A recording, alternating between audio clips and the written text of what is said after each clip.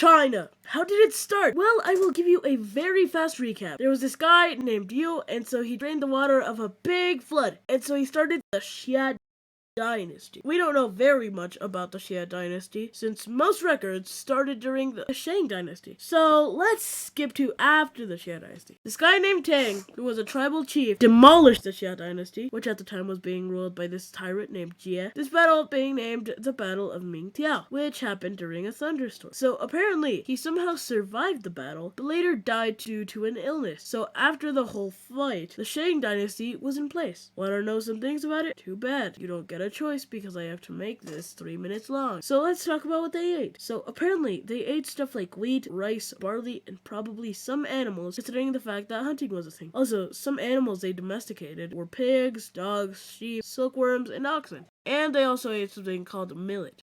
I don't know what millet is.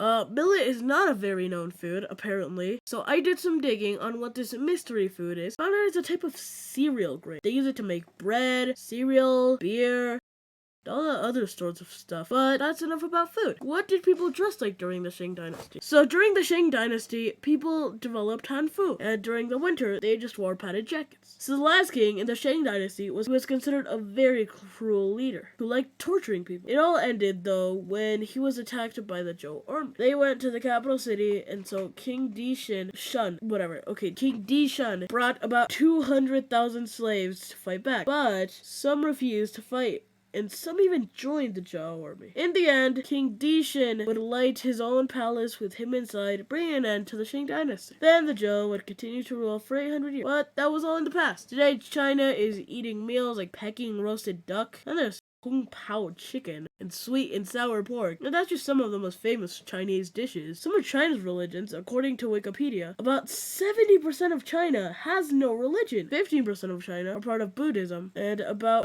7% are Taoism. Around 2% are part of Protestantism, and then 0.45% are Islam, and lastly, about 0.34% are Catholicism. Overall, China is a very cool place. End of story.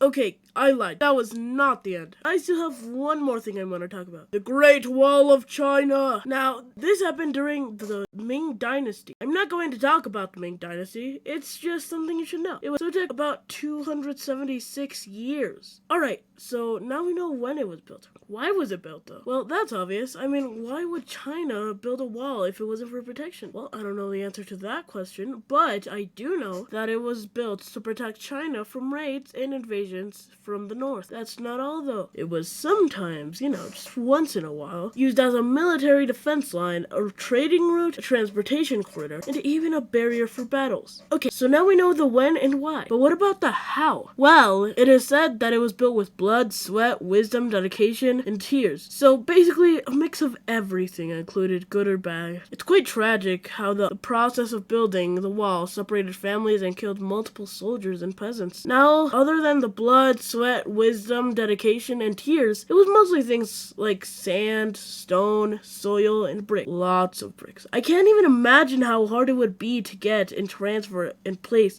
so many bricks. Anyways, now we're done with why, when, and how. What's next? Where? Well, surprisingly, it was built in China, specifically the northern side of China, and some of southern Mongolia. And I just remembered it's with and not how. So now that we have when, why, with, and where, there's only one final W. Who exactly came up with the idea? Who was the first person to start building? Who even named it? Let's start with the easiest one first. Who named it? Well, a simple man that you might know called Qin Shi Huang. Funnily enough, he was not such a simple man. In fact, he actually was the first emperor of China. He also started the Qin dynasty, which came a few hundred years after the Zhou dynasty took over the Shang dynasty. Well, that's one of the questions answered. The next one is who came up with the idea? Well, it turns out it was the same person to name it, which I guess makes sense. Also, after studying these questions, I stumbled across something interesting. The northern side already had multiple walls. Qin Shi Huang had the idea to combine them. That's interesting, but also makes my life harder since it complicates the last question. Who was the first person to start building it? First, we have to decide what qualifies as the first part of the Great Wall. Was it the first of the multiple walls, or the first to start combining them? For simplicity's sake, I will say that the first to start combining them counts. Well,